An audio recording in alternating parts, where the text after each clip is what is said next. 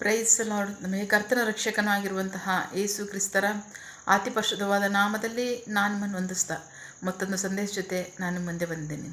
ದೇವರ ಹಸ್ತವು ತಾನೇ ಕಳೆದ ದಿನವೆಲ್ಲ ನಿಮ್ಮನ್ನು ನನ್ನನ್ನು ಆತ್ಮಿಕವಾಗಿ ವಾಕ್ಯಗಳ ಮೂಲಕವಾಗಿ ಬಲಪಡಿಸಿ ಚೈತನ್ಯಗೊಳಿಸಿ ಜೊತೆಗಾರರಾಗಿದ್ದು ನಡೆಸ್ತಿದ್ದಾರೆ. ವೈಯಕ್ತಿಕವಾಗಿ ನಮ್ಮ ಅವಶ್ಯಕತೆಗಳನ್ನ ಪೂರೈಸಿ ನಾವು ಕೈ ಮಾಡ್ತಕ್ಕಂಥ ಕೆಲಸಗಳನ್ನ ಆಶೀರ್ವದಿಸಿ ಕಾದು ಪೋಷಿಸಿ ಜೊತೆಗಾರರಾಗಿದ್ದು ನಡೆಸ್ತಿರೋದಕ್ಕಾಗಿ ದೇವರಿಗೆ ಸ್ತುತಿಯು ಘನವು ಮಹಿಮೆಯು ಸದಾ ಕಾಲವು ಸ್ವಂತವಾಗಿರಲಿ. ಆಮೇನ್.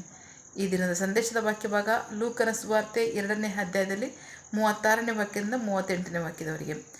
Luke chapter 2 word 36 to 38. ಅಲ್ಲಿ ಆಶೇರನ ಗೋತ್ರದ ಫನುವೇಲನ ಮಗಳಾದ ಅನ್ನಳೆಂಬ ಒಬ್ಬ ಪ್ರವಾದಿನಿ ಇದ್ದಳು. ಅವಳು ಬಹು ಮುಪ್ಪಿನವಳು, ಮದುವೆಯಾಗಿ ಗಂಡನೊಂದಿಗೆ 7 ವರ್ಷ ಬಾಳಿದ್ದಳು. ಅವಳು ಹೆಚ್ಚು ಕಡಿಮೆ 84 ವರ್ಷದ ವಿಧವೆಯಾಗಿದ್ದು ದೇವಾಲಯವನ್ನು ಬಿಟ್ಟು ಹೋಗದೆ ರಾತ್ರಿ ಹಗಲು ಉಪವಾಸಗಳಿಂದಲೂ ಪ್ರಾರ್ಥನೆಗಳಿಂದಲೂ ಸೇವೆ ಮಾಡುತ್ತಿದ್ದಳು. ಆ ಗಳಿಗೆಯಲ್ಲಿ ಅವಳು ಬಂದು ಕರ್ತನನ್ನು ಕೊಂಡಾಡಿ ಯೆರೂಸಲೇಮಿನಲ್ಲಿ ವಿಮೋಚನೆಗಾಗಿ ಎದುರು ನೋಡುತ್ತಿದ್ದವರೆಲ್ಲರೊಂದಿಗೆ ಆತನ ವಿಷಯವಾಗಿ ಮಾತನಾಡಿದಳು. ದೇವರಿಗೆ ಸ್ತೋತ್ರ. ನಾವು ವಾಕ್ಯ ಭಾಗ ನೋಡ್ತಾ ಇದ್ದೀವಿ. ವಾಕ್ಯ ಭಾಗದಲ್ಲಿ ಅನ್ನಳೆಂಬ ಒಬ್ಬ ಸ್ತ್ರೀ, ಆಕೆ ಪ್ರವಾದಿನಿ ಆಗಿದ್ದಳು, ಉಪವಾಸ ಪ್ರಾರ್ಥನೆ ಮಾಡುವಳಾಗಿದ್ದಳು, ದೇವಾಲಯವನ್ನು ಬಿಟ್ಟು ಹೋಗದೆ ಅಲ್ಲೇ ನಿರಂತರವಾಗಿದ್ದು ದೇವರ ಸೇವೆ ಮಾಡ್ತಾಯಿದ್ದಳು ಅಂತ ವಾಕ್ಯ ಹೇಳುತ್ತೆ. ದೇವರಿಗೆ ಸ್ತೋತ್ರ. ಅಷ್ಟು ಮಾತ್ರ ಅಲ್ಲ, ವಯಸ್ಸಿನಲ್ಲಿ 84 ವರ್ಷದವಳಾಗಿದ್ದಾಳೆ. ವಿವಾಹವಾಗಿ ಗಂಡನ ಜೊತೆ 7 ವರ್ಷ ಸಂಸಾರ ಮಾಡಿ ಆನಂತರ ವಿಧವೆಯಾಗಿ ದೇವಾಲಯದ ಸೇವೆ ಮಾಡ್ತಾಯಿದ್ದಂಥ ಅಂತ ವಾಕ್ಯ ಹೇಳುತ್ತೆ. ದೇವರಿಗೆ ಸ್ತೋತ್ರ. ಬಹಳ ಪ್ರಮುಖವಾಗಿ 50 ವರ್ಷಕ್ಕಿಂತ ಅಧಿಕ ವರ್ಷಗಳ ಕಾಲ ಸೇವೆ ಮಾಡಿದ್ದಾಳೆ. ಹೇಗೆ ದೇವಾಲಯವನ್ನು ಬಿಟ್ಟು ಹೋಗದೆ ಅಲ್ಲೇ ಇದ್ದುಕೊಂಡು ಉಪವಾಸ ಪ್ರಾರ್ಥನೆಗಳು ಮಾಡ್ತಾ ದೇವರ ಸೇವೆ ಮಾಡ್ತಾ ಇದ್ದಾರೆ. ದೇವರಿಗೆ ಸ್ತೋತ್ರ. ಬಹಳ ಪ್ರಮುಖವಾಗಿ ನಮಗೆ ಹಳೆ ಒಡಂಬಡಿಕೆಯಲ್ಲಿ ದೇವಾಲಯದಲ್ಲಿ ಸೇವೆ ಮಾಡೋದಕ್ಕೆ ಅವಕಾಶ ಉಂಟಾದರೆ ಖಂಡಿತವಾಗ್ಲೂ ದೇವಾಲಯದ ಸೇವೆ ಮಾಡೋದಕ್ಕೆ ಅವಕಾಶ ಇಲ್ಲ. ಇವಾಗಲೂ ಅವರು ಆರಾಧನೆಗೆ ಸ್ತ್ರೀಯರು ಹೋಗ್ತಾರೆ ಇರೋ ಗೊತ್ತಿಲ್ಲ. ದೇವರ ಮಹಾಕೃಪೆಯಿಂದ ನಮಗೆ ಎಲ್ಲ ಥರದ ಭಾಗ್ಯವನ್ನು ದೇವರು ಕೊಟ್ಟಿದ್ದಾರೆ. ಅದಕ್ಕಾಗಿ ಸ್ತೋತ್ರ. ಅಲ್ಲಿ ಆಕೆ ಕುರಿತಾಗಿ ನಮಗೂ ಸಾಕ್ಷಿ ಏನು ಹೇಳ್ತಿದೆ ಅಂದರೆ, ಆಕೆ 84 ಹೆಚ್ಚು ಕಡಿಮೆ 84 ವರ್ಷದವಳಾಗಿದ್ದಳು. ಅಷ್ಟು ಮಾತ್ರ ಅಲ್ಲ, ವಿಧವೆ ಆಗಿದ್ದಳು, ಉಪವಾಸ ಪ್ರಾರ್ಥನೆ ಮಾಡುವಳಾಗಿದ್ದಳು, ದೇವಾಲಯವನ್ನು ಬಿಟ್ಟು ಹೋಗದೆ ಯಾವಾಗಲೂ ಅಲ್ಲೇ ಇರ್ತಿದ್ಳು ಅಂತ ವಾಕ್ಯ ಹೇಳುತ್ತೆ. ದೇವರಿಗೆ ಸ್ತೋತ್ರ. ಆದರೆ ವಾಕ್ಯ ಭಾಗದ ಸನ್ನಿವೇಶ ಯಾವುದು ಅಂತಂದರೆ, ನಮ್ಮ ಲೋಕದ ರಕ್ಷಕನಾದಂತಹ ಕರ್ತನಾದ ಯೇಸು ಕ್ರಿಸ್ತರನ್ನು, ಶಿಶುವಾದಂತಹ ಯೇಸು ಕ್ರಿಸ್ತರನ್ನು 8 ದಿನಗಳ ಕಳೆದ ಮೇಲೆ ಧರ್ಮಶಾಸ್ತ್ರದ ನಿಯಮದ ಪ್ರಕಾರವಾಗಿ ಮಗುವಿಗೆ ಸುನ್ನತಿ ಮಾಡಿಸೋದಕ್ಕೂ ನಾಮಕರಣ ಮಾಡಿಸೋದಕ್ಕೂ, ಅಷ್ಟು ಮಾತ್ರ ಅಲ್ಲ, ಚೊಚ್ಚಲ ಮಕ್ಕಳೆಲ್ಲ ನನಗೆ ಸ್ವಂತ ಅಂತ ಕರ್ತನು ಧರ್ಮಶಾಸ್ತ್ರದಲ್ಲಿ ಹೇಳೋ ಪ್ರಕಾರವಾಗಿ ಚೊಚ್ಚಲ ಮಗುವನ್ನು ಪ್ರತಿಷ್ಠಾಪನೆಗೂ ಕರ್ಕೊಂಡು ಹೋಗ್ತಾ ಇದ್ದಾರೆ. ವಾಕ್ಯ ಭಾಗ ಹೇಳುತ್ತೆ, ಕಾಲವು ಸಮೀಪಿಸಿದಾಗ ದೇವರು ತನ್ನ ಮಗನನ್ನು ಸ್ತ್ರೀಯಲ್ಲಿ ಹುಟ್ಟಿದವನಾಗಿಯೂ ಧರ್ಮಶಾಸ್ತ್ರಕ್ಕೆ ಅಧೀನನಾಗಿಯೂ ಕಳುಹಿಸಿಕೊಟ್ಟನಂತ ವಾಕ್ಯ ಹೇಳ್ತದೆ. ದೇವರಿಗೆ ಸ್ತೋತ್ರ. ಬಹಳ ಪ್ರಮುಖವಾಗಿ ದೇವರು ಮಾಡ್ತಕ್ಕಂಥ ಕಾರ್ಯ ಧರ್ಮಶಾಸ್ತ್ರ ಪ್ರಕಾರವಾಗಿ ನಮ್ಮ ಕರ್ತನಾದ ಯೇಸು ಕ್ರಿಸ್ತರಿಗೆ, ಶಿಶುವಾದಂಥ ಯೇಸು ಕ್ರಿಸ್ತರಿಗೆ ಧರ್ಮಶಾಸ್ತ್ರದ ನಿಯಮಗಳನ್ನು ಅನುಸರಿಸಿ ಕಾರ್ಯಕ್ರಮಗಳನ್ನ ಪೂರೈಸೋದಕ್ಕೋಸ್ಕರವಾಗಿ ಆಲಯಕ್ಕೆ ಮಗುವನ್ನು ಕರ್ಕೊಂಡ್ಬಂದಿರ್ತಾರೆ. ಆ ಸನ್ನಿವೇಶದಲ್ಲಿ 2 ವ್ಯಕ್ತಿಗಳನ್ನ ನೋಡ್ತೀವಿ ನಾವು. ಒಬ್ಬನು ಸಿಮಿಯೋನನೆಂಬ ವ್ಯಕ್ತಿಯನ್ನು, ಮನುಷ್ಯನ ಕುರಿತಾಗಿ ಹೇಳುತ್ತೆ. ಆತನು ಸಹ ಮುಪ್ಪಿನವನಾಗಿದ್ದನು. ಅಷ್ಟು ಮಾತ್ರ ಅಲ್ಲ, ಆತನ ಕುರಿತಾಗಿ ಸಾಕ್ಷಿ ಅನ್ನೋದಂದರೆ ನೀತಿವಂತನಾಗಿದ್ದನು, ಭಕ್ತನಾಗಿದ್ದನು ಅಂತ ವಾಕ್ಯ ಹೇಳುತ್ತೆ. ದೇವರಿಗೆ ಸ್ತೋತ್ರ. ಅವನಿಗೊಂದು ಪ್ರವಾದನೆ ಬಂದಿತ್ತು ಪವಿತ್ರಾತ್ಮರಿಂದ, ನೀನು ಕರ್ತನಾದ ಯೇಸು ಕ್ರಿಸ್ತರನ್ನು ನೋಡಿದೆ ಹೊರತು ನೀನು ಮರಣ ಇಲ್ಲ ಅಂತ ವಾಕ್ಯ ಹೇಳಿತು, ಪ್ರವಾದನೆ ಬಂದಿತ್ತು. ಅವನು ಅದನ್ನೇ ಎದುರು ನೋಡ್ತಾ ದೇವಾಲಯದಲ್ಲೇ ಯಾವಾಗಲೂ ಇದ್ದ. ಅವನು ಆಲಯ ಏನು ಸಾಮಾನ್ಯವಾಗಿತ್ತಾ ಇಲ್ಲ, ಅಸಾಧಾರಣ ಆಲಯ, ಅಸಾಧಾರಣ ಮಹಿಮೆಯ ವೈಭವದ ಆಲಯ. ದೇವರಿಗೆ ಸ್ತೋತ್ರ. ಆ ಆಲಯದಲ್ಲಿ ಎಷ್ಟೋ ಜನ ಸೇವೆ ಮಾಡಿರ್ತಾರೆ. ಸೊ ಇವನು ಸಹ ಅಲ್ಲಿ ದೇವಾಲಯದಲ್ಲೇ ಪ್ರಾರ್ಥನೆ ಮಾಡ್ತಾ ಉಪವಾಸ ಮಾಡ್ತಾ ಇರ್ತಾನೆ. ಹೆಚ್ಚು ಕಡಿಮೆ ಅವನಿಗೂ ಆ ಪ್ರವಾದನೆ ಬಂದಿತ್ತು. ಅವನಿಗೇನಂತಂದರೆ ನೀತಿವಂತನು ಭಕ್ತನೂ ಆಗಿದ್ದು ಅಂತ. ಅವನು ಸಹ ಆಲಯವನ್ನು ಬಿಟ್ಟು ಹೋಗಿ ಅಲ್ಲೇ ಇರ್ತಿದ್ದ. ಆದರೆ ಅನ್ನಳೆಂಬ ಸ್ತ್ರೀಯನ್ನು ಕುರಿತಾಗಿ ಪ್ರವಾದನೆ ಏನು ಹೇಳ್ತಿದೆ ಅಂತಂದರೆ, ಆಕೆ ಪ್ರಾರ್ಥನೆ ಉಪವಾಸ ಮಾಡೋಳಾಗಿದ್ಲು, ದೇವಾಲಯನ ಬಿಟ್ಟು ಹೋಗದೆ ಯಾವಾಗಲೂ ದೇವಾಲಯದಲ್ಲಿ ಸೇವೆ ಮಾಡೋಳಾಗಿದ್ಲು. ಅಷ್ಟು ಮಾತ್ರ ಅಲ್ಲ, ಪ್ರವಾದಿನಿಯಾಗಿದ್ಲು ಅಂತ ವಾಕ್ಯ ಹೇಳ್ತದೆ. ದೇವರಿಗೆ ಸ್ತೋತ್ರ. ಆಕೆಯೇ ಯೇಸು ಕ್ರಿಸ್ತರನ್ನು ನೋಡಿ ಈತನೇ ಲೋಕದ ರಕ್ಷಕನು, ಕರ್ತನಾದ ಯೇಸು ಕ್ರಿಸ್ತನು ಲೋಕದ ವಿಮೋಚಕನು ಅಂತ ಸಾಕ್ಷಿ ಹೇಳ್ತಾ ಇದೆ ಆ ಜನರಿಗೆ. ದೇವರಿಗೆ ಸ್ತೋತ್ರ. ಬಹಳ ಪ್ರಮುಖವಾಗಿ ಸ್ತ್ರೀಯನ್ನು ಕುರಿತಾದಾಗ ವಿಮೋಚನಾ ಕಾಂಡದಲ್ಲಿ ದೇವರು ಬಳಸಿದ್ದಾರೆ. ದೇವರ ಧರ್ಮಶಾಸ್ತ್ರ ಮಂಜೂಷವನ್ನು ನಿರ್ಮಾಣ ಮಾಡೋದಕ್ಕೋಸ್ಕರವಾಗಿ ದೇವರು ಅನೇಕರಿಗೆ ತನ್ನ ಪವಿತ್ರಾತ್ಮನ ಸುರಿಸಿ ಆತ್ಮನಿಂದ ಬಲವನ್ನು, ಜ್ಞಾನವನ್ನು, ವಿವೇಕವನ್ನು ಕೊಟ್ಟು ನಡೆಸಿದ್ರು.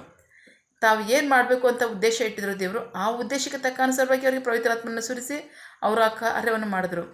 ಅದರಲ್ಲಿ ಸ್ತ್ರೀಯರನ್ನು ಸಹ ಉಪಯೋಗಿಸಿದ್ರು. ಅನೇಕ ಪುರುಷರನ್ನು ಬಳಸಿದ್ದಾರೆ, ಕೆಲವು ಸ್ತ್ರೀಯರನ್ನು ಉಪಯೋಗಿಸಿದ್ದಾರೆ.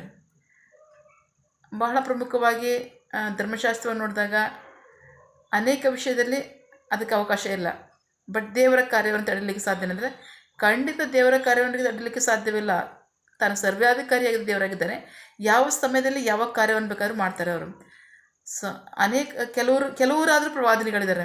ಹಳೆ ಒಡಂಬಡಿಕೆ ಅಂತ ತಗೊಂಡಾಗ ಯೇಸು ಕ್ರಿಸ್ತ ಅಪೊಸ್ತಲರ ಕಾಲದಲ್ಲೂ ಸಹ ಪ್ರವಾದನೆ ನುಡಿದಿರ್ತಕ್ಕಂಥ ಸ್ತ್ರೀಯರಿದ್ದಾರೆ. ಅಷ್ಟು ಮಾತ್ರ ಅಲ್ಲ, ಆ ನಂತರದಲ್ಲಿ ಯೇಸು ಕ್ರಿಸ್ತರ ಕಾಲದಲ್ಲಿ ಮಗುವಾಗಿರ್ತಕ್ಕಂಥ ಸ್ತ್ರೀಯ ಯೇಸು ಕ್ರಿಸ್ತರ ನೋಡುವಂಥ ಸನ್ನಿವೇಶದಲ್ಲಿ ಒಬ್ಬ ಪ್ರವಾದನೆ ಇದ್ದಾಳೆ. ಆಕೆ 50 ವರ್ಷಕ್ಕೂ ಅಧಿಕ ಕಾಲದಲ್ಲಿ ದೇವಾಲಯದಲ್ಲಿ ಸೇವೆ ಮಾಡ್ತಾಳೆ. ದೇವರಿಗೆ ಸ್ತೋತ್ರ. ಸೇವೆ ಮಾಡೋದಕ್ಕೆ ಅವಕಾಶ ಐತೆ ಒಡಂಬಡಿಕೆಯಲ್ಲಿ ಸ್ತ್ರೀಯರಿಗೆ ಅಂದರೆ ಇಲ್ಲವೇ ಇಲ್ಲ. ಆದರೆ ಈ ಕಾರ್ಯ ನಡೀತಾ ಇದೆ. ಹೇಗೆ? ದೇವರ ಕಾರ್ಯವನ್ನು ತಡೆಯಲಿಕ್ಕೆ ಯಾರಿಂದಲೂ ಸಾಧ್ಯವಿಲ್ಲ. ಯಾವ ಕಾಲದಲ್ಲಿ ಯಾರನ್ನ ಹೇಗೆ ಬೇಕಾದರೂ ಉಪಯೋಗಿಸಲಿಕ್ಕೆ ದೇವರು ಅಧಿಕಾರವುಳ್ಳವರಾಗಿದ್ದಾರೆ. ಹಾಗಾಗಿ ಪ್ರೀತಿ ದೇವ್ರ ಮಕ್ಕಳೇ, ವಾಕ್ಯ ಭಾಗ ಹೇಳುತ್ತೆ, ಉಪವಾಸ ಪ್ರಾರ್ಥನೆ, ಆಮೇನ್, ದೇವರ ಸೇವೆ. ದೇವರು ಯಾರನ್ನು ಬೇಕಾದರೂ ಉಪಯೋಗಿಸ್ತಾರೆ, ಯಾವ ಸಮಯದಲ್ಲಿ ಬೇಕಾದರೂ ಉಪಯೋಗಿಸ್ತಾರೆ. ಸರ್ವಾಧಿಕಾರಿಯಾಗಿದ್ದಾರೆ. ಹಾಗಾಗಿ ನಿಮಗೆ ಆಸೆ ಉಂಟೋ, ಮನಸ್ಸುಂಟೋ ದೇವರ ಸೇವೆ ಮಾಡಬೇಕು ಅಂತ ವಾಕ್ಯಗಳ ಪ್ರಕಾರವಾಗಿ ನಡ್ಕೊಳ್ರಿ. ವಾಕ್ಯದ ಪ್ರಕಾರವಾಗಿ ವಾಕ್ಯದ ಆಶೀರ್ವಾದ ಹೊಂದ್ಕೊಳ್ರಿ. ದಾಹ ಉಳ್ಳವರ ಮೇಲೆ ನಾನು ಆತ್ಮನ ಸುರಿಸ್ತೀನಿ ಅಂತ ಹೇಳಿದ್ದಾರೆ. ದೇವರಿಗೆ ಸ್ತೋತ್ರ. ಯಾರ ಮೇಲೆಲ್ಲ ನಾನು ಆತ್ಮನ ಸುರಿಸ್ತೀನಿ ಅಂದರೆ ದಾಹ ಉಳ್ಳವರ ಮೇಲೆ ನಾನು ಆತ್ಮನನ್ನು ಸುರಿಸ್ತೇನೆ ಅಂತ ಹೇಳ್ತಾರೆ. ದೇವರಿಗೆ ಸ್ತೋತ್ರ. ಆದರೆ ಹೀಗೇನಾಗಿದೆ, ನಮ್ಮೆಲ್ಲರಲ್ಲಿ ಪವಿತ್ರಾತ್ಮರ ನಿವಾಸ ಮಾಡ್ತಾ ಇದ್ದಾರೆ. ಆದರೆ ದೇವರು ಚಿತ್ತಾನುಸಾರವಾಗಿ ತನ್ನ ಕಾರ್ಯಕ್ಕೋಸ್ಕರವಾಗಿ ಜ್ಞಾನವನ್ನು, ವಿವೇಕವನ್ನು, ತಿಳುವಳಿಕೆಯನ್ನು, ಬಲವನ್ನು ಕೊಟ್ಟು ನಾನು ಆಶೀರ್ವದಿಸ್ತೀನಿ ಅಂತ ಹೇಳ್ತಾರೆ. ದೇವರಿಗೆ ಸ್ತೋತ್ರ. ಹಾಗಾಗಿ ಸಮಯ, ಕಾಲ, ಸನ್ನಿವೇಶಗಳು ಮುಖ್ಯ ಅಲ್ಲ, ದೇವರ ಕಾರ್ಯ ಮುಖ್ಯ. ಒಪ್ಪಿಸ್ಕೊಳ್ತಕ್ಕಂಥ ಒಬ್ಬೊಬ್ಬರನ್ನ ಸಹ ದೇವರು ಉಪಯೋಗಿಸರಾಗಿದ್ದಾರೆ. ಆಮೇಲೆ ಪ್ರಾರ್ಥಿಸಿಕೊಳ್ಳೋಣ. ಸಕಲ ಸೃಷ್ಟಿಕರ್ತನೆ, ಸರ್ವಾಧಿಕಾರಿಯೇ, ಸಾರ್ವಭೌಮನೆ, ಉನ್ನತನೇ, ಮಹೋನ್ನತನೇ, ಮಹಾಪರಿಶುದ್ಧನೇ, ಪ್ರೀತಿ ಸ್ವರೂಪನೇ, ನೀತಿವಂತನೇ, ಅಧಿಪತಿಯೇ, ಸೇನಾಧೀಶ್ವರನೇ, ಇರುವಾತನೇ, ಸರ್ವವ್ಯಾಪಿಯಸಪ್ಪ, ಈ ದಿನ ವಾಕ್ಯಗಳ ಮೂಲಕವಾಗಿ ನಮ್ಮ ಸಂಗಡ ಮಾತಾಡಿದಂತಹ ನಿಮ್ಮ ಪ್ರೀತಿಗಾಗಿ, ನಂಬಿಗಸ್ತಿಗಾಗಿ ನಿಮಗೆ ಸ್ತೋತ್ರ. ವಾಕ್ಯ ಭಾಗದಲ್ಲಿ 12 ಎಂಬ ಸ್ತ್ರೀಯನ್ನು ಕುರಿತಾಗಿ ನಿಮ್ಮ ವಾಕ್ಯ ಭಾಗ ನಮಗೆ ಸಾಕ್ಷಿ ಕೊಡ್ತಾ ಇದೆ. ಆಕೆ ಉಪವಾಸ ಪ್ರಾರ್ಥನೆ ಮಾಡ್ತಾ ಎಡೆಬಿಡದೆ ದೇವಾಲಯದಲ್ಲಿ ಇದ್ಕೊಂಡು ದೇವರ ಸೇವೆ ಮಾಡೋಳಾಗಿದ್ಲು. ಅಷ್ಟು ಮಾತ್ರ ಅಲ್ಲ, ಒಬ್ಬ ಪ್ರವಾದನೆ ಆಗಿದ್ಲು ಅಂತ ವಾಕ್ಯ ಹೇಳುತ್ತೆ. ದೇವರಿಗೆ ಸ್ತೋತ್ರಪ್ಪ. ದಾಹ ಉಳ್ಳವರ ಮೇಲೆ ನಾನು ಆತ್ಮನನ್ನು ಸುರಿಸ್ತೀನಿ ಅಂತ ಹೇಳ್ತಿದ್ದೀರಾ. ಅದಕ್ಕಾಗಿ ನಿಮಗೆ ಸ್ತೋತ್ರ.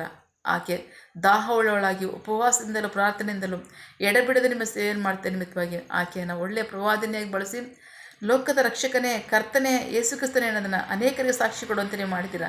ಅದಕ್ಕಾಗಿ ನಿಮಗೆ ಸ್ತೋತ್ರ. ಆಮೇಲೆ ನಂಬಿಗಸ್ತಾಗಿ ಒಪ್ಪಿಸ್ಕೊಳ್ತಕ್ಕಂಥವ್ರನ್ನ ಒಬ್ಬೊಬ್ಬರನ್ನ ಸಹ ನೀವು ನಿಮ್ಮ ಆತ್ಮನ ಶಕ್ತಿಯಿಂದ, ಬಲದಿಂದ ಉಪಯೋಗಿಸಿ ನಿಮಗೆ ಮಹಿಮೆಯಾಗಲಿ, ನಿಮ್ಮ ಜನರಿಗೆ ರಕ್ಷಣೆ, ಆಶೀರ್ವಾದ ಉಂಟಾಗಲಿ. ಆಮೇನ್. ಪ್ರಾರ್ಥನೆ ಕೇಳಿದ ಪ್ರೀತಿಗಾಗಿ ನಿಮಗೆ ಸ್ತೋತ್ರ. ಆಮೇನ್. ನಿನ್ನ ಜನರು ಕೈಟ್ ಮಾಡ್ತಕ್ಕಂಥ ಕೆಲಸವನ್ನು ಆಶೀರ್ವದಿಸು. ಅವರ ಅಗತ್ಯಗಳನ್ನ ಪೂರೈಸು, ಕೊರತೆಗಳನ್ನ ನೀಗಿಸು. ಆಮೇನ್. ಯಾವ ಕಾರ್ಯದಲ್ಲಿ ಅವರು ನಿರೀಕ್ಷೆ ಒಳಗಾಗಿದ್ದಾರೆ, ಮಕ್ಕಳ ವಿದ್ಯಾಭ್ಯಾಸ, ಆರೋಗ್ಯ, ಅವರ ಜೀವನ ಅಗತ್ಯಗಳು, ಯೌವನಸ್ಥರ ವಿದ್ಯಾಭ್ಯಾಸ, ಆರೋಗ್ಯ, ಅವರ ಜೀವನ ಅಗತ್ಯಗಳು, ಕೆಲಸ, ಬಿಸ್ನೆಸ್, ಸೇವೆ, ವಿವಾಹ ಕಾರ್ಯ, ವಯಸ್ಸಾದವರ ಜೀವನ ಅಗತ್ಯಗಳು, ಆರೋಗ್ಯ, ಸೇವೆ, ಯಾವ ಕಾರ್ಯದಲ್ಲಿ ಅವರು ನಿರೀಕ್ಷೆ ಒಳಗಾಗಿದ್ದಾರೆ ಆ ಕಾರ್ಯದಲ್ಲಿ ತಕ್ಕ ಸಮಯದಲ್ಲಿ ನಿಮ್ಮ ಚಿತ್ತಾನುಸಾರಗಳನ್ನು ಹೊಂದ್ಕೊಳ್ಳಿ. ಆಮೇನ್. ನೀವು ಹಾಗೆ ಮಾಡೋ ಪ್ರೀತಿಗಾಗಿ, ನಂಬಿಗಸ್ತಿಗೆ ನಿಮಗೆ ಸ್ತೋತ್ರ. ನಮ್ಮ ಪ್ರಾರ್ಥನೆ ನೀವು ಕೇಳಿದ್ದೀರಾ, ಅದರಂತೆ ನಡೆಸ್ತಿರೋದಕ್ಕಾಗಿ ಸ್ತೋತ್ರ.